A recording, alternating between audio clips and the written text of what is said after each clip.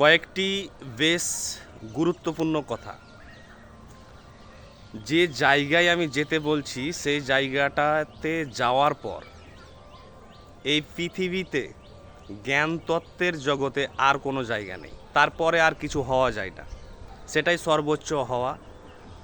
আপনি ডিবেট করতে পারেন, আর্গুমেন্ট দিতে পারেন, তা নিয়ে অবশ্যই। সেটি হলো আপনি আপনার সন্তান, বন্ধুবান্ধব, আত্মীয় স্বজন থেকে শুরু করে যারা আপনার সার্কেলের মধ্যে আছে তাদের মধ্যে এই অ্যাওয়ারনেস সচেতনতা আনতে হবে যে ফিলোজফার হতে হবে জীবনে যে কোনো মূল্যে। আমি জব যাই করি না কেন, আমার পেশা প্রফেশন যাই হোক না কেন, আমার মধ্যে ফিলোজফিক্যাল সেলফ অর্থাৎ দার্শনিক সত্তা যদি না থাকে তাহলে আমি কিন্তু কোনো দিনই মানুষ হতে পারবো না। কেন?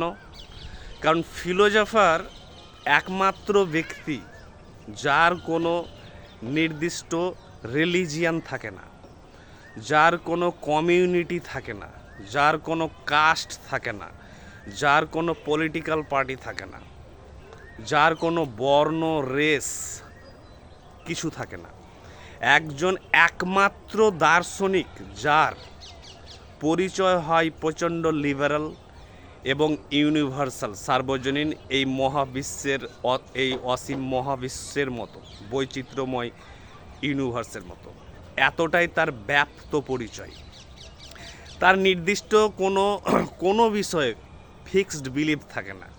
কারণ থাকে না মানে এমনি এমনি থাকে না নয়, কারণ সে মহাবিশ্বের রহস্যকে খুব গভীরভাবে জেনেছে। সে নিজেকে জেনেছে, সোশ্যাল ফাংশন, পলিটিক্যাল সিস্টেম, সমস্ত কিছুকে জানার পর তার বৃহৎ চেতনায় এতটা ডিপ নলেজ এসেছে যে সে কখনো কোনো কমিউনিটির বা নিজের কমিউনিটির হয়ে সেন্টিমেন্টাল হয়ে বা ইমোশনাল হয়ে কখনো কথা বলতে পারবে না।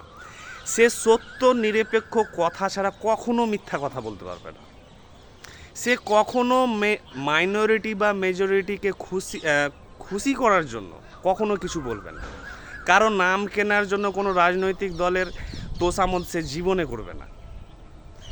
একজন ফিলোজফার হচ্ছে সেই ব্যক্তি যিনি তার ফিলোজফি, সাইকোলজি এবং মেডিটেশনের মাধ্যমে এই সমাজে, জীবনে, প্রকৃতিতে যা ঘটছে তা তিনি গভীরভাবে দেখতে পান চেতনার সূক্ষ্মতর স্তরের মাধ্যমে। অর্থাৎ একজন ফিলোজফারের কাছে এত রেজার শার্প ইনসাইট থাকে, এত তীক্ষ্ণ অন্তর্দৃষ্টি, যে সে সমস্ত ঘটনা পরিস্থিতি সম্পর্কের গভীরে গিয়ে তার প্রকৃত সত্তাকে, সেলফকে বা এসেন্সকে বা বিংকে ধরতে পারে, যেটা একজন ফিলোজফার ছাড়া আর অন্য কেউ পারে না।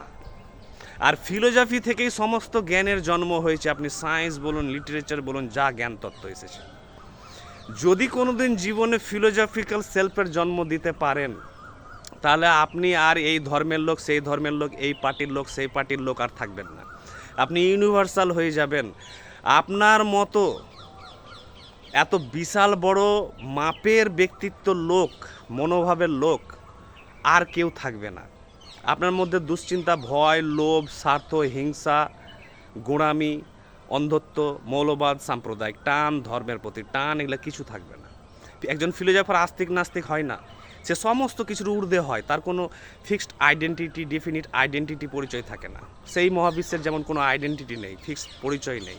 এই মহাবিশ্ব অসীম বৈচিত্র্যময়, ততটাই বৈচিত্র্যময় হয়। তাই প্রত্যেকটি সন্তানকে বাড়ির ফিলোজফিক্যাল সেলফ তার মধ্যে ঢোকাতে হবে, না হলে সে সারা জীবন মিথ্যা কথা বলে বেড়াবে। কখনো তার নিজের ধর্মের স্বার্থে, কখনো তার কাস্টের স্বার্থে, কখনো তার কমিউনিটির স্বার্থে, কখনো তার নিজের পলিটিক্যাল পার্টির স্বার্থে। সর্বদা সে মিথ্যা কথা বলবে, প্রোপাগান্ডা ছড়াবে, বায়াস কথা বলবে এবং নিজের স্বার্থ টেনে কথা বলবে। এগুলো থেকে কোনো দিনই বেরোনো সম্ভব নয় একজন ফিলোজফার ছাড়া। তাই আমাদের জীবনের শেষ যাত্রা হবে ফিলোজফার হওয়া। Thank you.